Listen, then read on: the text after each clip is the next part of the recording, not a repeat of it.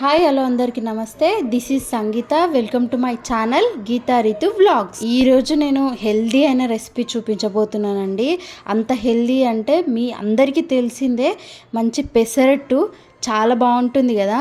పెసరట్టు అయితే ఇది diabetic patients కానీ వేరే ఇతర వ్యాధులు ఉన్న వాళ్ళు కానీ అది ఎవరైనా తీసుకోవచ్చండి. చాలా చాలా హెల్దీ. ఇక్కడ నేను ఒక గ్లాస్ దాకా పెసరపప్పు అయితే తీసుకున్నాను. చిన్న టీ గ్లాస్ అన్ని బియ్యం అయితే తీసుకున్నానండి. మీరు ఈ ప్లేస్లో కొర్రలు బ్రౌన్ రైస్, రెడ్ రైస్ మీ ఇష్టం ఏదైనా యాడ్ చేసుకోండి. కానీ ఒక టీ గ్లాస్ అంతా కానీ గుప్పెడన్ని కానీ తీసుకోండి.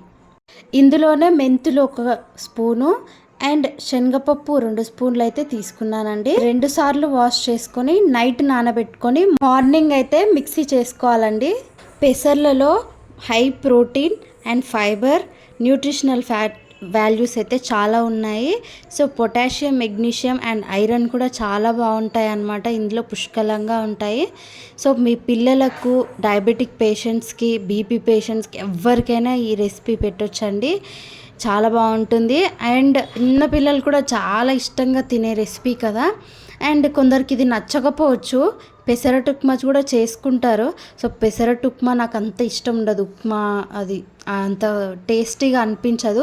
సో నేను అందుకే ఇలా చేసుకుంటాను. ఇలా అయితే చేసుకోండి. మార్నింగ్ ఇలా నానాయి కదా, నానిన తర్వాత అదే వాటర్తోనే మనం మిక్సీ అయితే చేసుకోవాలండి. మిక్సీ మెత్తగా పట్టేసుకోవాలి.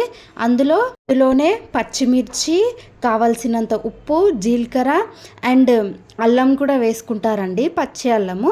సో నాకు అంత ఇష్టం ఉండదు. అది పచ్చి అల్లం అలా తగులుతూ ఉంటే నాకు అంత ఇష్టం ఉండదు. సో అందుకే నేను వేయలేదు. మీకు నచ్చితే మీరు యాడ్ చేసుకోండి. ఇందులోనే చిన్న చిన్న ముక్కలుగా కట్ చేసుకొని అల్లం అయితే మిక్సీ పట్టేసుకోవాలి.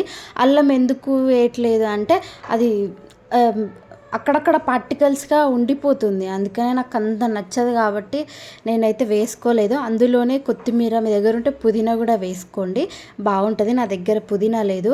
సో ఇప్పుడు దోశలు వేసేసుకోవడమే. మార్నింగ్ అండి ఇది. మార్నింగ్ మిక్సీ పట్టేసుకుని ఇంకా ఇలా ఉండాలి బ్యాటర్. లేదంటే మీరు కొంచెం జారుగా వేసుకుంటారు, వాటర్ కావాలి అనుకుంటే వాటర్ అయినా యాడ్ చేసుకోండి. నాకు తగినంత సాల్ట్ కూడా అడ్జస్ట్ చేసుకోండి. తర్వాత దోశలు వేసేసుకోవడమే.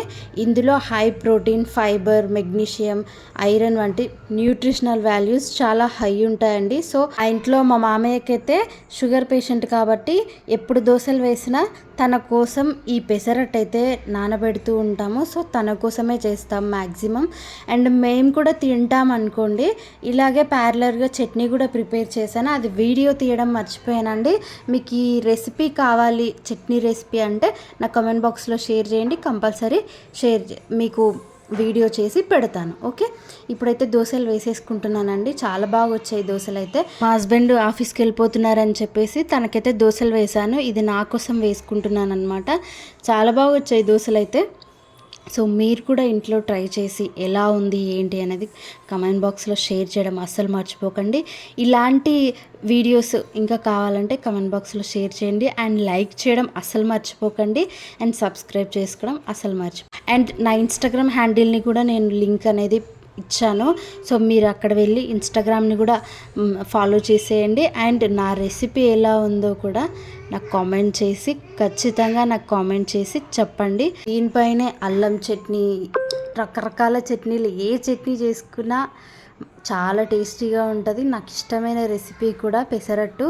సో మీరు కూడా ట్రై చేయండి, చాలా హెల్దీ కదా. సో ఇలా అయితే దోశలు అయితే వేసేసుకున్నానండి.